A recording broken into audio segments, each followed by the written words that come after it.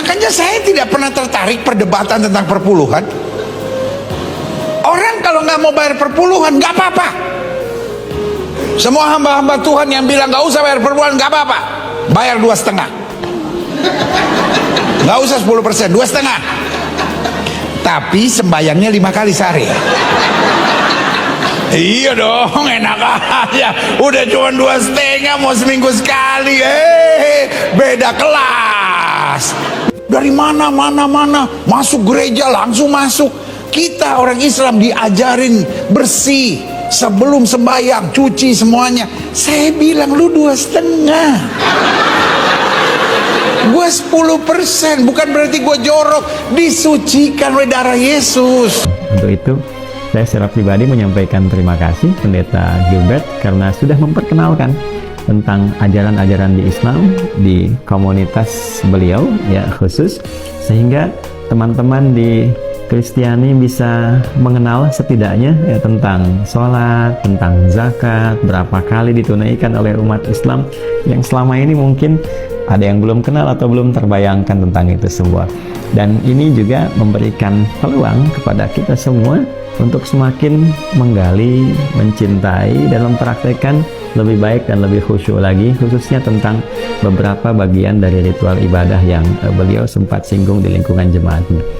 Nah, teman-teman, ada 3 hal yang saya garis bawahi, saya catat, dan menjadi menarik untuk kita ulas sehingga memberikan satu pemahaman yang utuh dan juga memberikan penguat serta motivasi bagi kita saat menunaikan ibadah. Dan itulah indahnya dalam Islam. Tidak ada satupun ibadah di dalam Islam, apalagi aspek akidah, keyakinan. Jadi ada akidah, keyakinan, keimanan, iman dulu. Setelah kita beriman pada Tuhan yang kita yakini, Allah Subhanahu wa Ta'ala, lalu nanti implementasi dari keyakinan itu muncul ibadah, kan? Sebagai konsekuensi. Nah, dari ibadah nanti implementasi ibadah itu value-nya dipraktekkan pada kehidupan sosial. Itu yang disebut muamalah. Jadi di kita itu ada aspek keyakinan, akidah namanya. Implementasi dari akidah itu ada ibadah, ya kan? Ibadah implementasinya ada muamalah. Jadi semuanya satu paket. Ketika yakin pada Tuhan, konsekuensinya menyembah Tuhan, lalu hasil dari standar keberhasilan ibadah ini kepada Tuhan yaitu bagaimana bisa dipraktikkan dalam konteks berkehidupan dengan makhluk Tuhan yang lain, baik dengan manusia, binatang, ataupun juga tumbuhan serta lingkungan-lingkungan kehidupan kita yang lain. Nah, 3 hal ini yang kami catat adalah satu tentang sholat, kemudian yang kedua tentang zakat, serta keterkaitan sholat dengan zakat.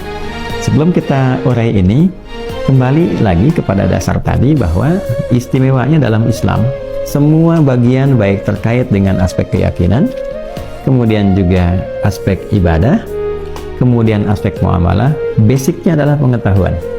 Dan menariknya, kita diminta untuk mempelajari ini sebelum dipraktekkan. Bahkan bertuhan pun pakai ilmu. Ya, ketika seseorang menetapkan Allah sebagai Tuhannya, lantas mengatakan asyhadu an la ilaha illallah wa asyhadu anna muhammadar rasulullah, itu menariknya Quran meminta kita untuk menghadirkan keyakinan paripurna, sehingga ketika kita bersyahadat itu diawali dengan basic keilmuan yang kuat. Kenapa Tuhannya harus Allah? Maka Allah sendiri mengatakan di Quran surah 47 ya, Muhammad SAW di ayat ke-19, fa'alam, maka engkau mesti punya pengetahuan, kan? Annahu la ilaha illallah, untuk menetapkan dan mengokohkan pada dirimu bahwa tidak ada Tuhan selain Allah. Apa ilmu yang terkait dengan itu? Maka di situ ada yang dikenal dengan ilmu akidah. Kenapa Tuhannya mesti Allah? Kenapa bukan yang lain? Apa unsur logikanya? Kenapa Tuhan mesti satu dan sebagainya? Itu diurai sedemikian detil sehingga dengan detil itu kita punya keyakinan paripurna. Dan di saat itu pun tidak dipaksa.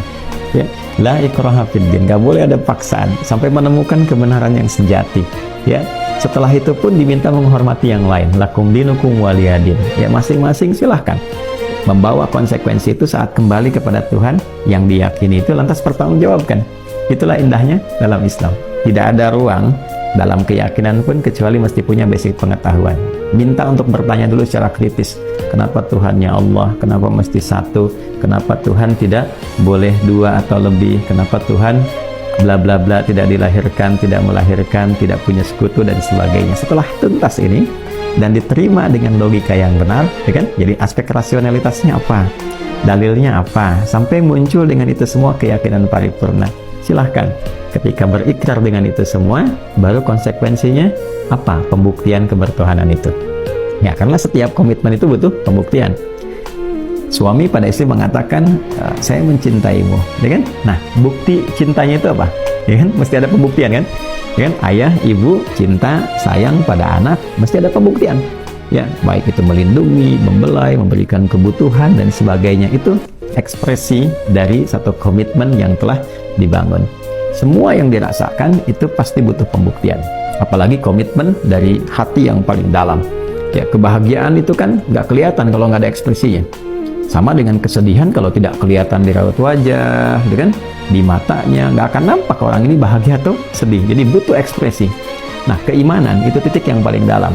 Ketika seseorang mengatakan saya beriman, yakin tanpa ragu, yakin kan bahasa hati. Yakin tanpa ragu akan satu-satunya Tuhan yang dipertuhankan, maka pembuktiannya apa? Dia butuh pembuktian. Nah, di titik inilah sholat menemukan momentumnya. Kalau bahasa Al-Quran itu, di Quran surah ke-20 Toha, di ayat yang ke-14. Ya, ketika Allah Subhanahu wa Ta'ala menyampaikan dengan sangat detil, bijak, dan terang. Innani anallahu la ilaha illa ana fa'budani wa aqimis salata li dzikri. Innani, sungguh aku tegaskan, tidak ada ragu di dalamnya bahwa aku, ya, innani anallah, akulah satu-satunya Tuhan yang dipertuhankan dan disembah. Jadi Allah itu punya dua arti utama. Satu-satunya yang dipertuhankan, kemudian satu-satunya yang disembah. Nah, setelah itu, la ilaha illa ana, maka detailnya, kalau sudah bertuhan kepada Allah, komitmen pertama menegaskan bahwa tidak ada Tuhan selain Allah. Satu-satunya yang dipertuhankan hanya Allah. Nah, lalu setelah kita bertuhan kepada Allah, pembuktiannya apa? Fa'budni. Konsekuensinya, buktikan kebertuhanan itu dengan menyembah. Jadi kan? Ya, kalau komitmen kita bertuhan, artinya kan kita hamba, ada Tuhan. Pembuktiannya kan menyembah Tuhannya. Ya kan? Itu pembuktian utama keimanan pada Tuhan. Caranya bagaimana? Didetilkan. Wa aqimis sholat. Tunaikan sholat. Wa aqimis sholat lidzikri. Tunaikan sholat itu sebagai pembuktian kebertuhanan engkau kepada aku, supaya engkau terkoneksi. Dalam arti terkoneksi itu terhubung, kita sebagai hamba, Allah sebagai Tuhan. Nah, dalam bahasa Arab itu sesuatu yang terkoneksi dengan kuat, tersambung dengan kuat, itu disebut silah namanya.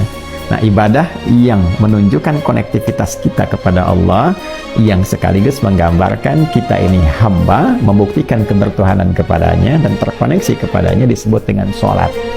Nah, jadi sholat itu sesungguhnya adalah pembuktian komitmen kita dalam bertuhan kepada Allah. Jadi Allah nggak butuh sholat kita. Ya, Allah nggak perlu ruku kita, sujud kita. Kita yang membuktikan kebertuhanan kita itu kepada Allah. Jadi konsekuensi logis seseorang bertuhan itu terlihat kepada sholatnya, pada ibadahnya. Itulah sebabnya dalam sholat kita katakan bagi umat Islam, iyyaka na'budu, ya Allah, hanya kepada Engkau lah kami buktikan sekarang, kami menyembah, kami bertuhan. Hai, Assalamualaikum. Saya Erlinda Semarandana dari Bandung Radio. Yuk, dari sekarang kita like, subscribe, komen, dan juga share Kang Obay Channel. Jangan lupa ya. Assalamualaikum.